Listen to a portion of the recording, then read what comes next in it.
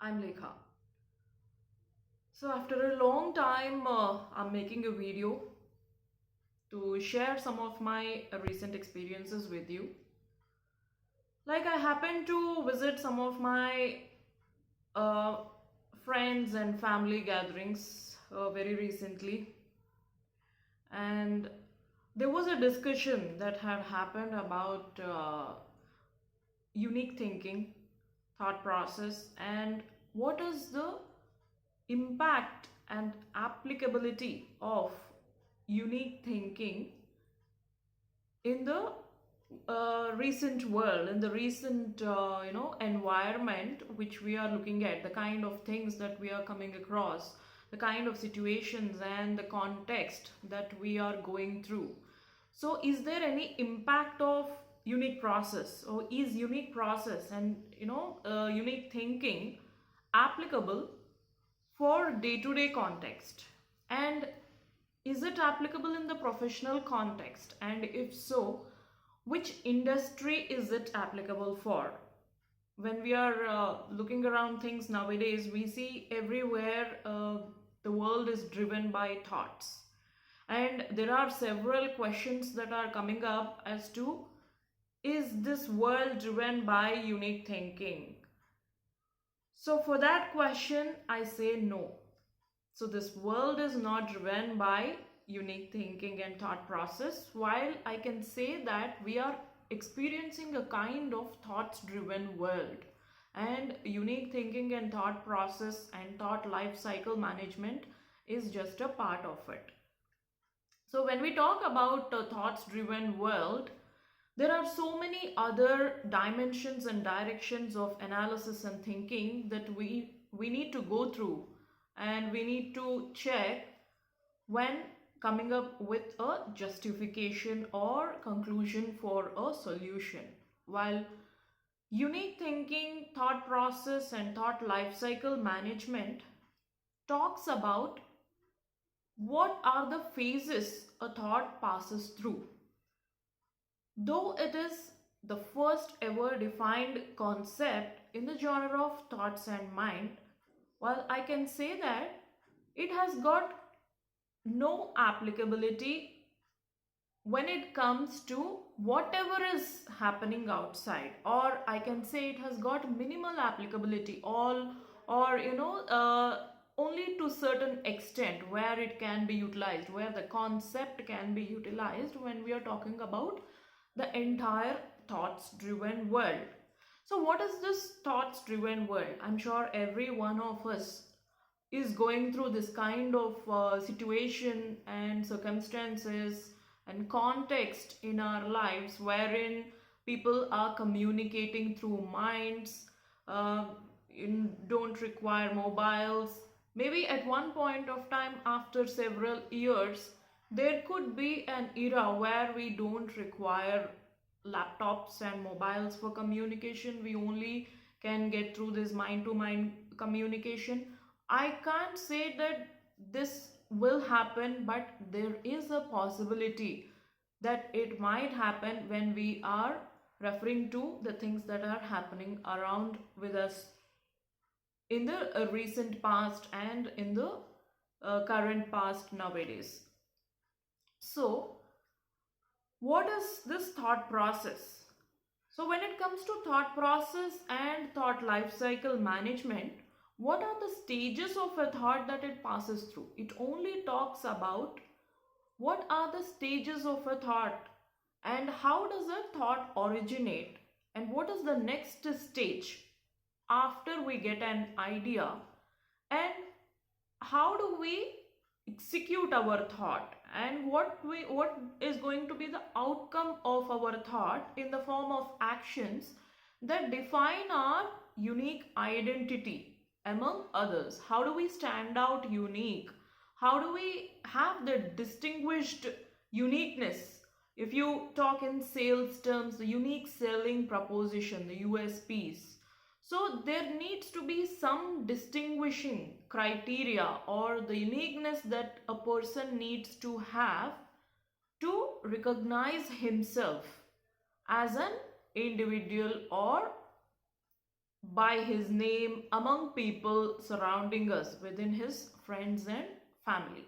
So there are several questions again about this thought process as to whether it's specific for the country or it's applicable beyond the country also. So for that question, yeah, it is applicable beyond the country also. It is not country specific. Thought life cycle management is the thought process framework, which is common thought management life cycle, the phases a thought passes through in every individual. So this is not specific for any country, or this is not specific for any profession or any industry. So some people are coming to me asking that, is it only for IT industry? Is it only for software industry that this thought process and unique thinking is applicable? I can say no. Not only for IT industry, this thought process, unique thinking, and this thought life cycle management, the search engine mind, oneness of mind, these concepts are applicable in every industry and in every profession. So, unique thinking is a thought management guide which tells us how to think and what happens during our thought life cycle. So, it doesn't have any specificity with the IT sector or any country. And when it comes to what is the role of unique thinking in this thoughts driven world, well, I have to say that unique thinking has got its own significance and importance in this thoughts driven world, but it is not the whole and soul of it. It is not the only thing which runs this thought thought life cycle, or this thoughts driven activities and the things that are happening around with the mind to mind communication. The world is becoming one by thoughts, through thoughts, and things like that, the inception concepts. So if you refer to such concepts in detail, there are lot many other things that you need to refer to when coming to a conclusion or a justification for any of your problems that you're going through, to solve your problems. While unique thinking plays its own role, has its own significance in managing things and impact on these things, but it's not the entire thing because of which all this is happening or all this is running. So there are a lot of other questions that I'm actually coming across because of the people, anxiety of the people, or the curiosity with the new kind of circumstances and situations that we are going through and coming across, that is making them experience new kind of things with this thoughts, with this mind to mind communication. So all I can say that unique thinking has got its own significance and importance in this thoughts driven world, but this is not the entire thing because of which the world is becoming thoughts driven or virtual, or it can take the whole responsibility for whatever is happening in this thoughts driven ecosystem. And another thing, what is the applicability of unique thinking, thought process, and thought life cycle management when it comes to the concepts of soulmate, love, life, family, and relationships? So, applicability of unique thinking and thought process when it comes to love, family, and relationships is altogether a different concept.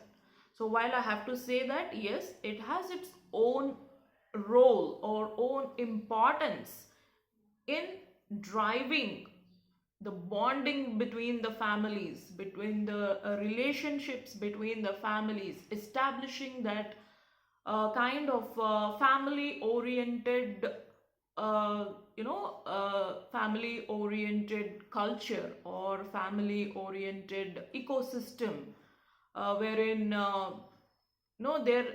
will be a affection and love established between different kind of relations within the family, between the mother and the father, between wife and husband, between mother and daughter, between son and father, between son and mother.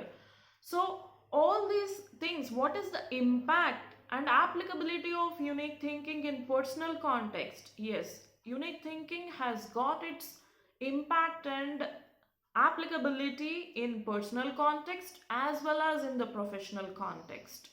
So you can utilize unique thinking for creating uniqueness among your family and for fine tuning your thoughts and thought process, based on your family bonding and the culture and the values that you have established within your respective families.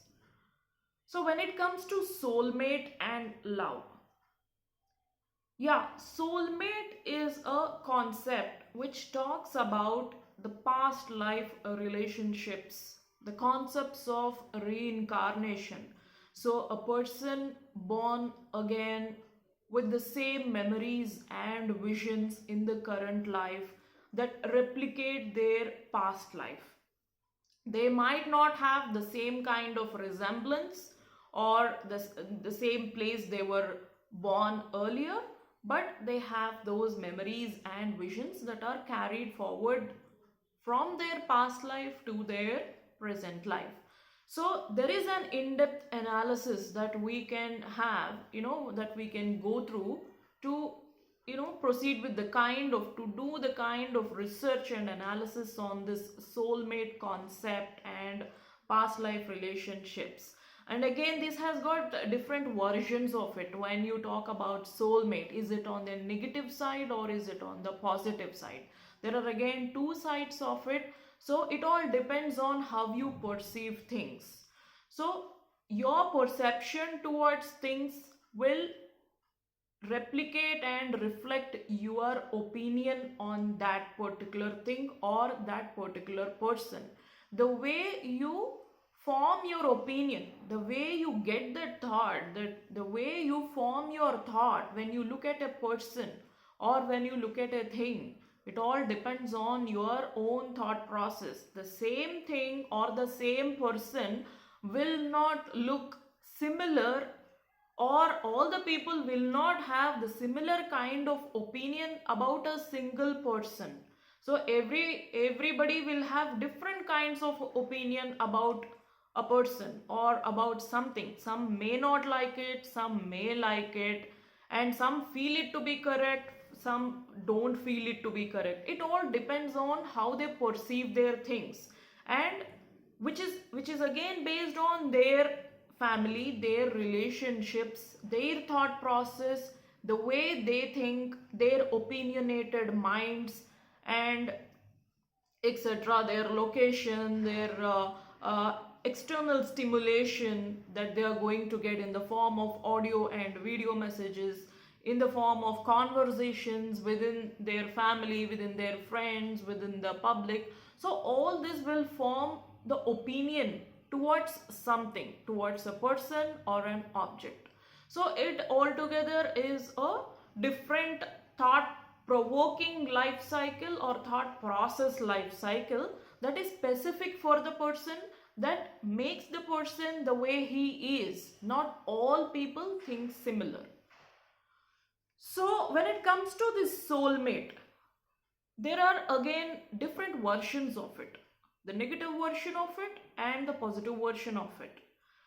So people who are more inclined towards thinking the negative aspects of things, which is also a good thing. I'm not saying that thinking negative is a bad thing or something which cannot be thought of, because there are different dimensions of thoughts that you need to have.